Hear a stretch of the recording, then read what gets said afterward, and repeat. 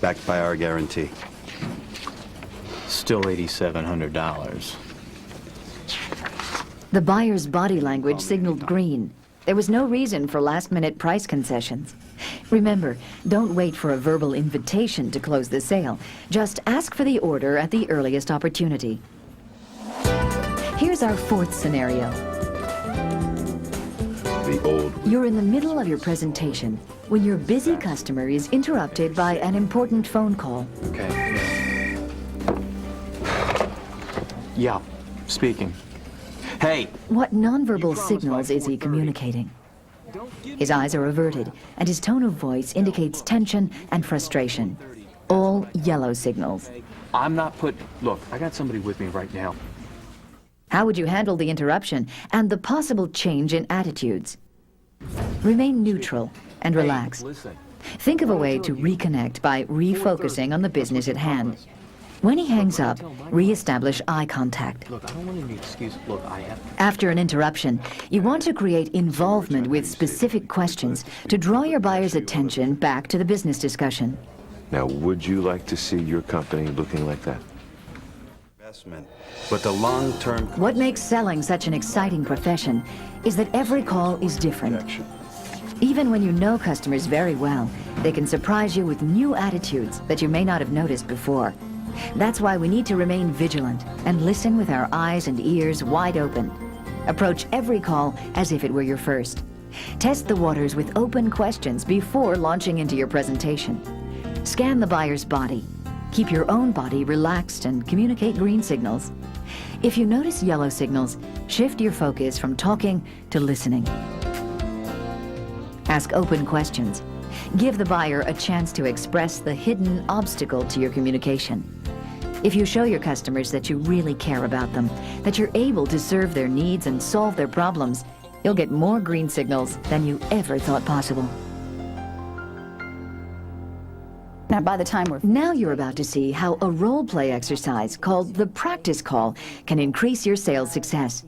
In the practice call, the buyer's situation is fictitious, but the behavior is realistic. And if by the end of the day... It's like a link trainer for airline pilots. Pilots can test their skills in a safe environment where the responses are real and a mistake will never hurt anybody. As a matter of fact, mistakes are a very good thing in the practice call. You don't want to maybe be trying out a new sales technique on a real customer because you'll stand the chance of losing the sale. Here, there's no risk. Okay. So, who wants to be the seller? All right, I'll do Okay, Tony, here you go. Tony, this is your case. And the buyer? I'll do the buyer. Beautiful. Okay, Michael, and that leaves you, Susan, to be the observer. So, I'm going to give you a few minutes to prepare, and then we'll get started. Great. Don't be hard on me. No promises. As the seller, Tony is going to call on a prospect. His objective is to open the call, present his product, explain customer benefits, and use a trial close. Michael will be playing the part of a typical prospect. His time is limited and he's busy. His goal in this call is not to volunteer any information unless the salesperson asks a specific question. As an observer, Susan will be observing, recording, and evaluating the seller's performance. She'll take notes to record the flow of the conversation and keep track of the nonverbal signals of both the seller and buyer. Also, she'll write down what she would do if she were in the seller's situation, so she can offer suggestions to the seller. As the viewer, we encourage you to assume the role of the observer. Please take notes and write down what was good and why. Also state what you would improve and how. So, you ready to observe? Absolutely. Okay. Mr. Mackey, Tony Thompson, Hi, how you doing? thank you for taking the time to see me. You only got a few minutes. So. Okay, I'll be quick. I was wondering, do you have any cigars, Dominican, in the range under $2? No. Okay, terrific. Oh. And here they are. Yeah. Okay, this is a curly head. Arturo Fuentes makes it. You're familiar with Arturo Fuentes? Of course, yes, yes. Right. He makes his cigars, and it retails for about $1.35. And it's a unique cigar in the sense that it is made from novice rollers, and they're made from the cuttings of the leaves, which they use to make their fine cigars. So the taste is really good. It might not burn as evenly. So Arturo Fuentes basically sells itself, and when you got a $1.35 cigar, which tastes just like his premium cigars because it's the same fillers, the same leaves, then you should have no trouble selling those. You play golf? It smells very nice. Yes, of course. It's a good golf cigar. Yeah. Oh. Yeah, Uh-huh. it'll stay lit through the wind, anything. So this one here, are you familiar with Padron? Yes, of course. This is a Nicaraguan cigar. It's a Honduran filler with a Cameroon wrapper. That's very good. Yes, it's a full-bodied cigar. Yeah. And that sells in the $6 range. Those would be for the people who like to smoke more intense cigars. Does your clientele buy mostly high-end cigars, or? Well, we have a range, mixture, you know, middle class to upper middle class people. So they're usually looking for what, $8 cigars, or? Just the full range, really. We need more of these. Some people come in, they want to try cigars out, you know, and by location and so forth. So that, you know, we really do. I think I'll probably take 50 of these. All right, you want a bundle of those? Terrific. I would leave these with you if you'd like to smoke them. Well, I'll tell you what I'll do is I'll go ahead and I'll take a bunch of these. Okay. Get your bunch. And with the Padron, let me smoke it. All right. Let me taste it, and I'll let you know sometime tomorrow. Would that be? Okay, that sounds great. Yeah. All right, if I may suggest, smoke it after dinner, cup of coffee, a little espresso. Goes very well. Very Especially good. if you have spicy food, that'll hold up to it real nice. Well, then I know where I'm going for dinner. All right. Okay. All right, I'm out of here. Yes. Thank you Okay. very much. Thank you. That was great. I could tell you were really During the evaluation of the practice call, the seller gets a chance to reflect on the experience. Next, the buyer shares his comments, and then the observer will evaluate the performance and offer suggestions for improvement. Hear what you thought was good and why. Okay. Let's see. First, I'll talk about the verbal things you did that I thought were good. There was actually a lot of things. You guys did really well. So the first thing is I like that you verbally acknowledged the time constraint that the client had, but yet you remained confident. I think that's good because it kind of puts the customer at ease. I think a lot of salespeople can just sort of smooth over that and ignore it, but you were like, okay, I won't take up much of your time. So I thought that was good.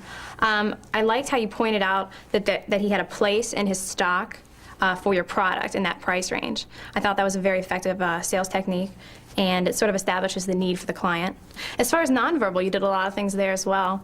I noticed that you kept your palms up and out, and I think that's great. It shows, it's kind of an open, non-threatening gesture that I think the client responded well to.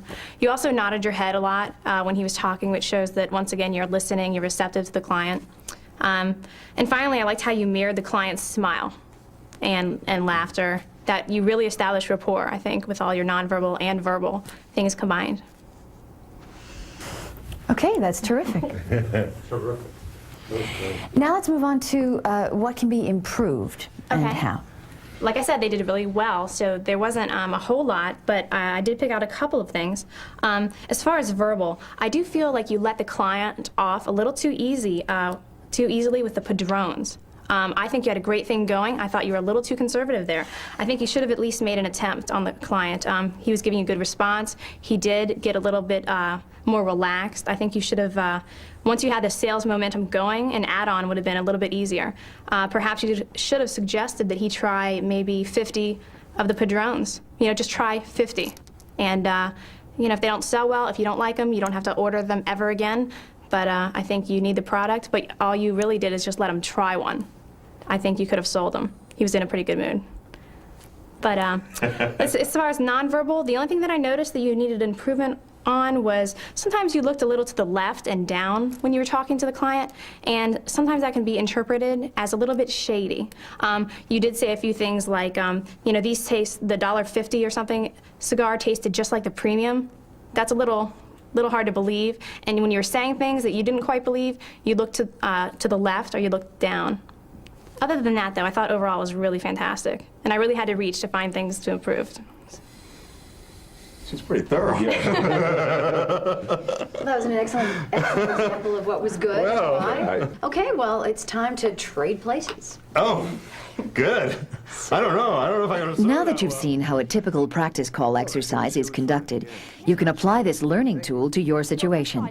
Your goal should be to train for increased sales. Here are your learning objectives. Test new skills. Remember, it's better to experiment in the classroom than to role play with real customers. Review how others see you. We rarely get a chance to see ourselves as other people see us.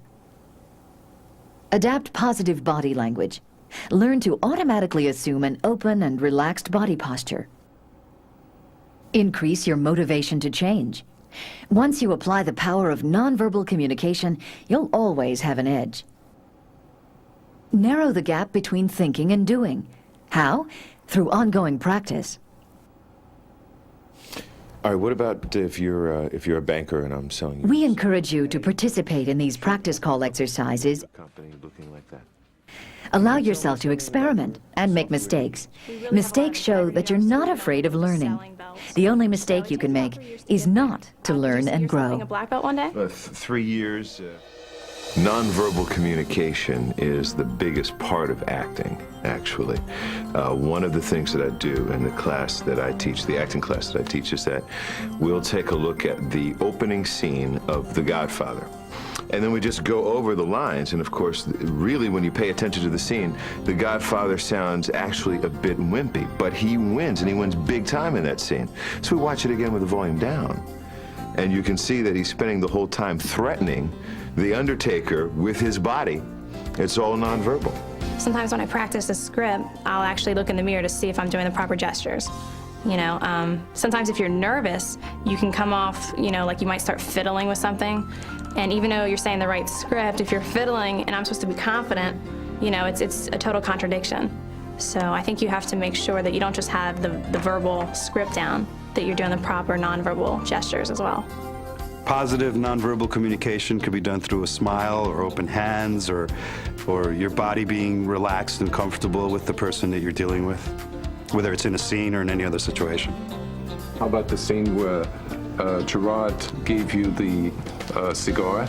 Oh yeah, well, he's a great salesman, anyhow. he's great at that, and it was just good because with what he does there, just presenting the cigar, well, you had to participate, you had to smell it, you had to become part of what he was doing, and I think that was a great sales technique. A lot of times when I go on a job, on the way there, I don't turn on the radio, I don't listen to music. I actually sit there and kind of think about the client, think about what they're looking for, and try to become that. Nonverbal communication in acting is very important because you're actually listening to what the body is saying to you without words. So it's very important. What is being communicated, really communicated, and what you are feeling from the scene often has nothing to do with what the script says. And so you teach the actor to always follow the subtext, which is the nonverbal part, because that's really the truest form of communication.